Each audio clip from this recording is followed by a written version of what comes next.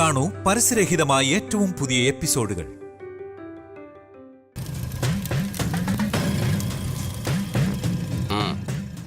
വന്ന കാര്യം ഒരു മടിയും കൂടാതെ പറയാം. മുഖം കണ്ടാൽ അറിയാം എന്തോ വലിയ പ്രശ്നമാണെന്ന്. ഏത് പ്രശ്നത്തിനും ഇവിടെ പരിഹാരമുണ്ട്.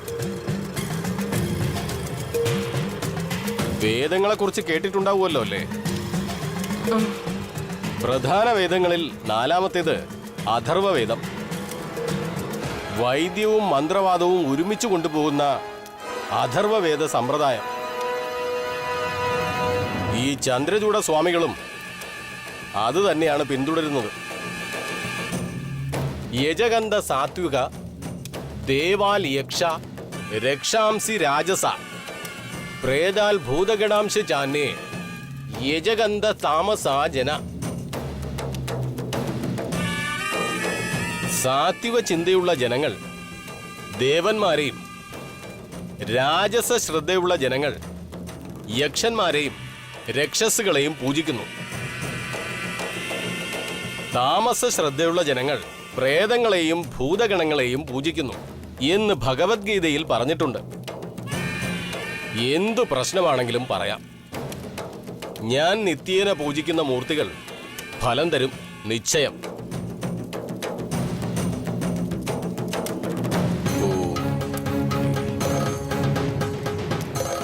സ്വാമി, ഞങ്ങൾ വന്നത് വേറൊരു കാര്യത്തിന്. പൂജയും മന്ത്രമൊന്നും വേണ്ട. ഞങ്ങൾക്ക് ആവശ്യം സ്വാമിയുടെ കൈവശമുള്ള ആ വിഷമാണ്.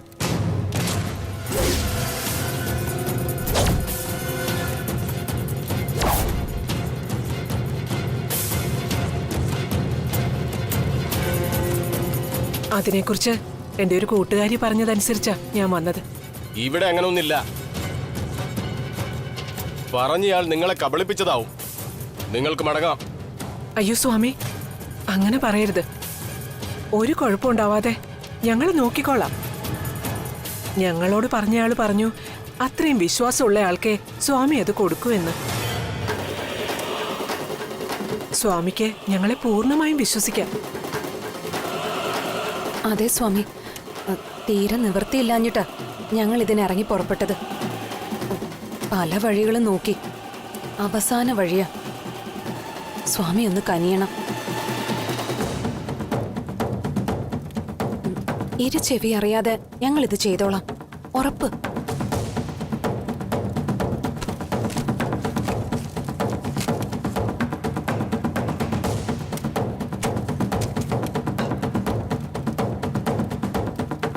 ₹1,00,000 രൂപയുണ്ട്. ഒരു കാണിക്കയായിട്ട് കണ്ടാ മതി.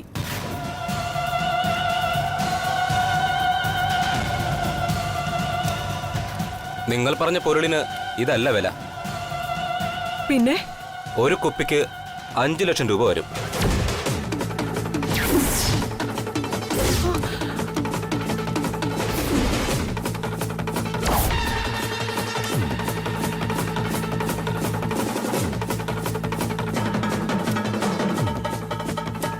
$5 ലക്ഷമോ? ഇത് നിങ്ങൾക്ക് താങ്ങുന്നതല്ല. ഭൂമിയിലെ ഏറ്റവും വിഷമുള്ള ജീവികളായ സ്വർണവിഷ തവളകളിൽ നിന്ന് ശേഖരിക്കുന്ന വിഷം നീലകണ്ഠന്റെ കണ്ഠത്തിലിരിക്കുന്ന ഹലാഹല വിഷത്തിന് സമമാണ്. 1-2 തുള്ളികൾ കൊണ്ടും നമ്മുടെ ഈ പൂജകൾ കൊണ്ടും ഒരു മനുഷ്യന്റെ എല്ലാ ജീവനാഡികളും നിലയ്ക്കുകയും ഹൃദയസ്തംഭനം ഉണ്ടാവുകയും ചെയ്യും. ഒരു തെളിവുകളും അവശേഷിക്കാതെ മരണപ്പെടുകയും ചെയ്യും. അതുകൊണ്ട് തന്നെ ഈ നാട്ടിൽ 15 ലക്ഷം രൂപയ്ക്ക് വരെ ഇത് വാങ്ങാൻ ആളുണ്ട് എന്നതാണ് സത്യം. വിഷത്തിന്റെ ശക്തിയും എന്റെ ആഭിചാര കർമ്മവും കൂടി ആകുമ്പോ കാര്യസിദ്ധി ഉറപ്പ്. ഈ പണവും എടുത്ത് നിങ്ങൾക്ക് മടങ്ങാം.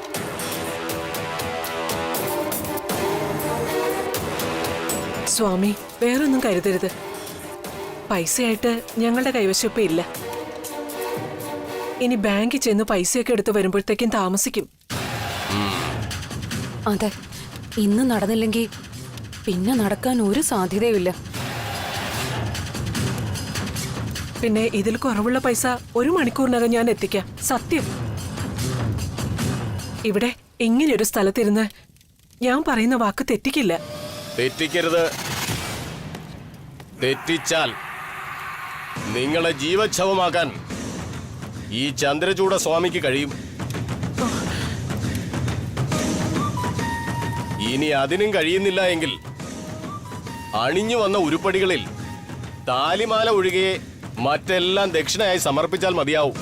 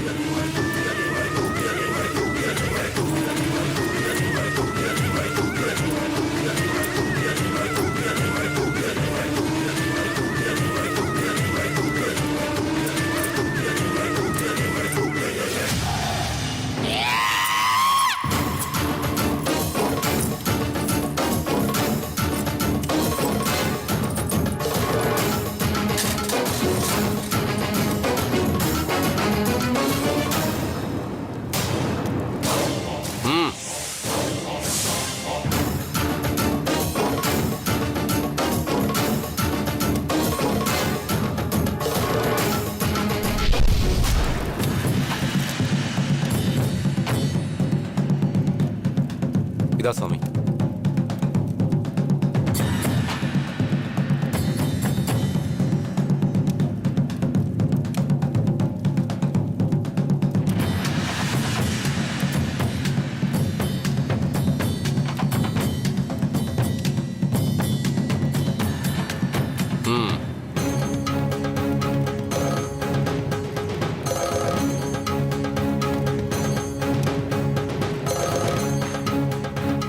ആ പൊതിയിൽ പൂജിച്ച ഭസ്മമാണ്. ആരെയാണോ നശിപ്പിക്കാൻ ഉദ്ദേശിക്കുന്നത് അവരുടെ നെറ്റിയിൽ ഇട്ടുകൊടുത്താൽ നിങ്ങൾ ചെയ്യുന്ന പാപം ഈശ്വരന്മാർ കണക്കിൽ സൂക്ഷിക്കില്ല എന്നാണ് നമ്മുടെ വിശ്വാസം. എങ്കിൽ പോകാം. മൂർത്തികൾ പ്രസാദിക്കും.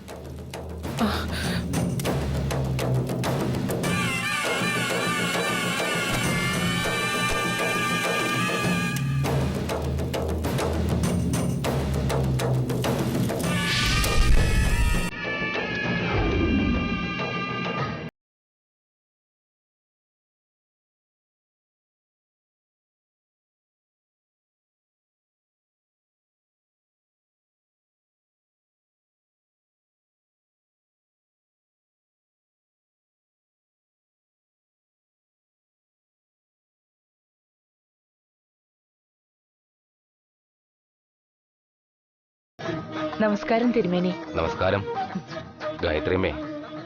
ഞാൻ ഗംഗാജലം കൊണ്ടുവന്നിട്ടുണ്ട്. ആത്മമോക്ഷപ്രാപ്തിയും ഈ പൂജയിലൂടെ നടക്കണം. ബ്രഹ്മതീർത്ഥം സ്വർഗത്തിൽ നിന്നും താഴേക്ക് പതിച്ച് സാക്ഷാൽ മഹാവിഷ്ണുവിന്റെ ഇടതുകാൽ വിരലിലൂടെ ഭൂമിയിലേക്ക് ഒഴുകുന്നു എന്നാണ് ശാസ്ത്രം.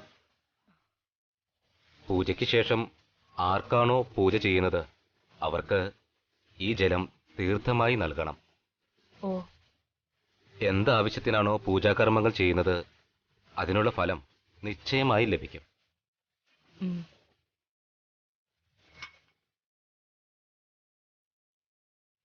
മരിച്ചുപോയ മകളുടെ ആത്മമോക്ഷത്തിനും കൂടി ചേർത്ത് പൂജ ചെയ്യണമെന്നല്ലേ ഗായത്രി അമ്മ പറഞ്ഞത്? അതെ തിരുമേനി. അപമൃത്യു വരിച്ച ആളായതുകൊണ്ട് മോളുടെ ഒരു ഫോട്ടോ കൂടി വേണം.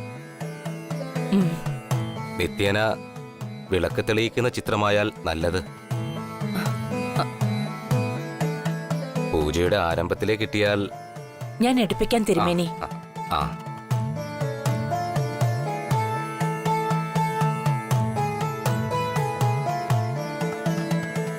അമ്മേ, ഒരു ഫോൺ ഉണ്ടായിരുന്നു, കട്ടായിപ്പോയി. ആ തിരുമേനി, ഒരു നിമിഷം.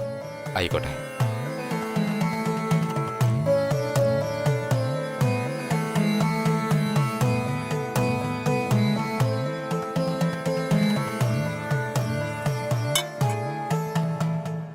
കൊച്ചു തിരുമേനി, പൂജയ്ക്ക് പറഞ്ഞ സാധനങ്ങളെല്ലാം ഉണ്ടല്ലോ അല്ലേ?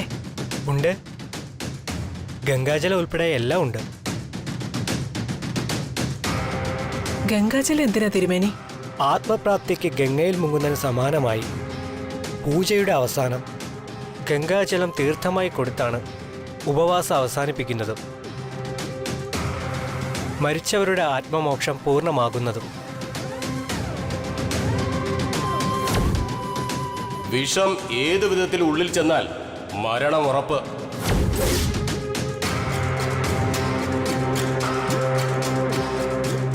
തിരുമേനി അതൊന്ന് തരാവോ? കണ്ണിൽ വെച്ച് പ്രാർത്ഥിച്ചിട്ട് തിരികെ തരാം.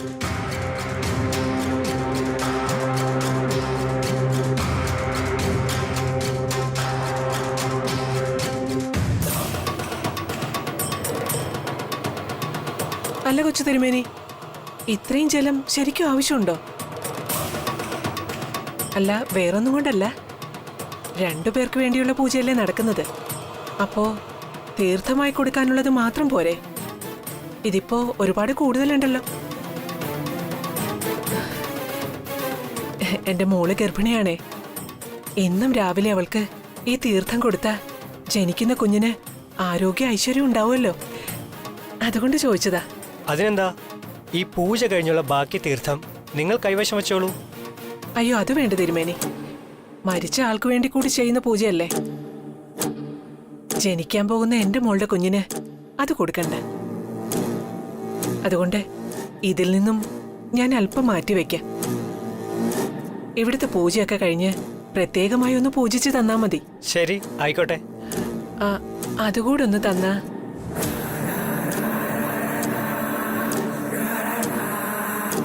ഓ, വലിയ ഉപകാരം തിരുമേനി. ഞാനിതൊന്ന് പകർന്നു മാറ്റിക്കൊണ്ടുവരാം. ആയിക്കോട്ടെ.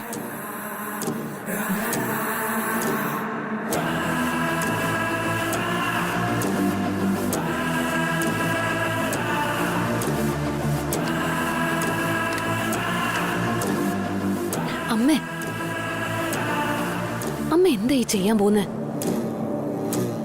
ബ്രദറിലേക്കും അപകടം സംഭവിക്കില്ലേ? അതിന് ദേ, ഞാനെല്ലാം ഒരു കരയ്ക്ക് അടുപ്പിക്കുമ്പോ നീ അതിനകത്ത് കോലുകൊണ്ട് കയറ്റല്ലേ. മര്യാദയ്ക്ക് കൂടെ വാ.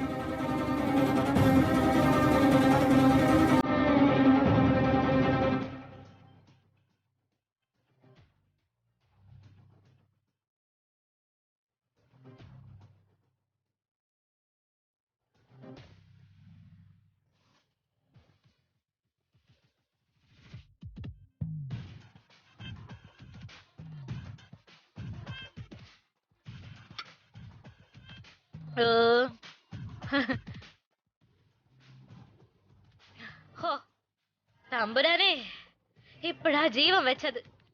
താങ്ക് യു ആശാനെ, താങ്ക് യു.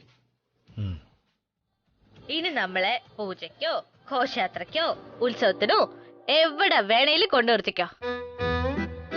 ഉച്ചവരെ നമ്മൾ ആഹാരത്തിന്റെ കാര്യം മിണ്ടേയില്ല. സത്യം പറയല്ല ആശാനെ, ഇതുപോലെ വയറ് നിറച്ചു വേണം എപ്പോഴും നിൽക്കാൻ. അല്ലെങ്കിലേ കുഴഞ്ഞു വീഴില്ലേ. ആർക്കു വേണ്ടിയാണോ പൂജ ചെയ്യുന്നത് അവര് ശരിക്കും ഉപവാസം ഇരിക്കണമെന്നാ, എങ്കിലേ ഫലം കിട്ടൂ. പട്ടിണി കിടക്കാൻ നമ്മളെ കിട്ടൂല ആശാനെ. ഏതായാലും കാര്യം നടന്നല്ലോ. ഇനി ആരും കാണാതെ ആ പ്ലേറ്റ് കൊണ്ടേ വെച്ചിട്ടോ. ഓക്കെ, ദാ വരുന്നു. മോളെ ശ്രീലക്ഷ്മി, ശ്രീലക്ഷ്മി, ശ്രീലക്ഷ്മി എവിടെ? ഇതിനകത്തില്ലേ? താഴെയും കണ്ടില്ല.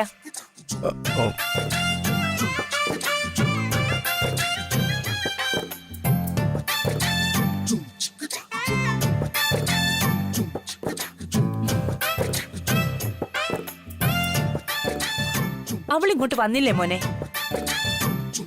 ഓ, തുണിയൊന്നും ഉണങ്ങിയിട്ടില്ല. ആ, അമ്മയോ? അമ്മ ഇപ്പൊ വന്നു.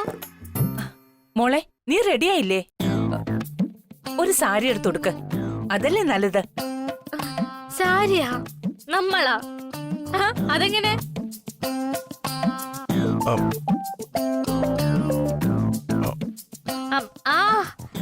സാരി സാരി സാരി ഇപ്പൊ കൊടുക്കാം. 5 നിമിഷം മതി. അതെ അമ്മേ, 5 നിമിഷത്തിനുള്ളിൽ ഞങ്ങൾ റെഡി ആയിട്ട് വരാം. നിങ്ങൾ ധൃതി വെക്കണ്ട. പതുക്കെ വന്നാ മതി. ആ, ഞാൻ ഇന്നലെ പറഞ്ഞില്ലേ പൂജയ്ക്ക് രാജനന്ദിനിയുടെ ഫോട്ടോ വേണോന്ന്. അതൊന്ന് എടുക്കണം.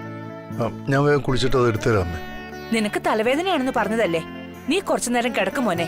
ഫോട്ടോ ശ്രീലക്ഷ്മി എടുത്തു തരും. അത് മോളെ ശ്രീലക്ഷ്മി, ആ മുറി തുറന്ന് നീ രാജനന്ദിനിയുടെ ഫോട്ടോ എടുത്ത്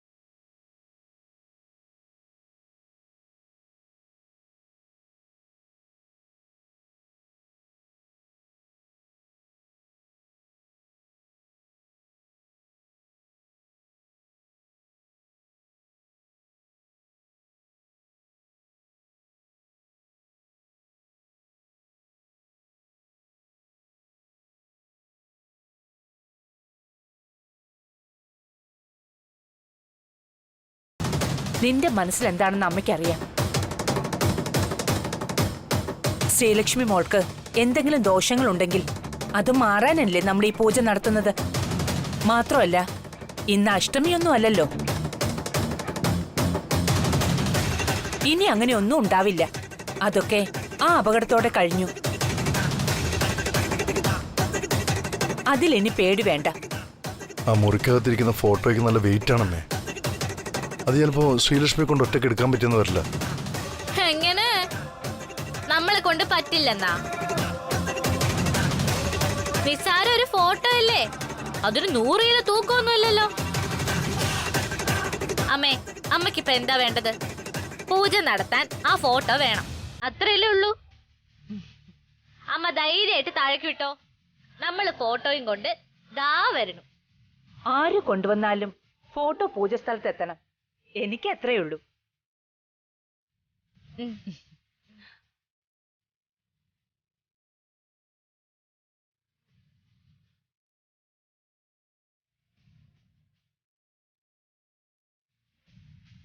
എന്താ ആശാന്റെ പ്രശ്നം? നന്ദിനി ഭാര്യയാണെന്നുള്ള കഥ നമ്മളോട് പറഞ്ഞു കഴിഞ്ഞില്ലേ? അവര് മരിച്ചുപോയിന്ന് നമ്മളോട് പറഞ്ഞു. അല്ല, ആശാൻ എന്താ ഈ ആലോചിക്കുന്നേ? ഇനി അധികം സംസാരം എന്തിന്? ആശാൻ ആ മുറിയുടെ താക്കോലിങ്ങി തന്നെ. ആ താക്കോല് താ ആശാനെ. താൻ ഒരു 5 മിനിറ്റ് വെയിറ്റ് ചെയ്യും, നമുക്ക് ഒരുമിച്ച് പോവാം. അപ്പോഴേക്കും പൂജ ലേറ്റ് ആവില്ലേ? ഓ ആശാനെ, എന്താ ആശാന്റെ മുഖം മാറിയിരിക്കുന്നത്?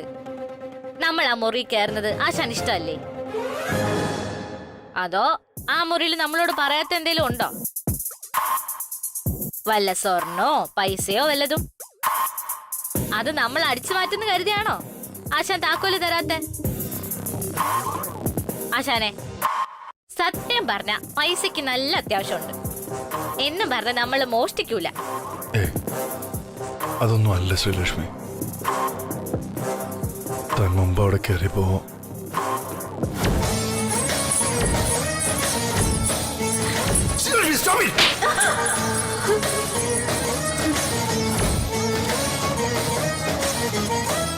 ആശാൻ ഇനി കൂടുതലൊന്നും ആലോചിക്കണ്ട.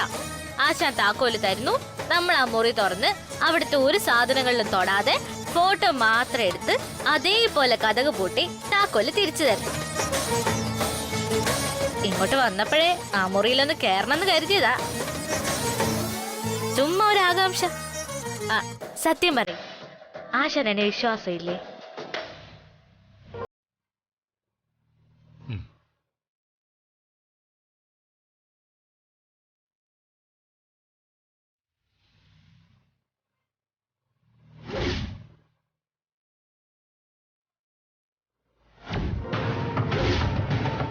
വരും